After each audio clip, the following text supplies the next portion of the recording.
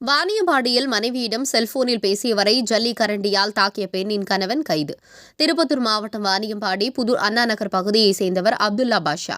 இவர் தனது மனைவியுடன் அதே பகுதியில் வசித்து வந்தார். இந்நிலையில் அப்துல்லா பாஷா லாரி ஓட்டுநர் என்பதால் அடிக்கடி சென்னை, பெங்களூரு ஆகிய பகுதிகளுக்கு சென்று வருவதாக பணிக்கு கூறப்படுகிறது.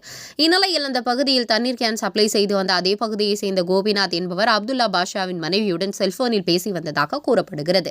இதுகுறித்து தகவல் அப்துல்லா பாஷாவிற்கு தெரிய வந்தது.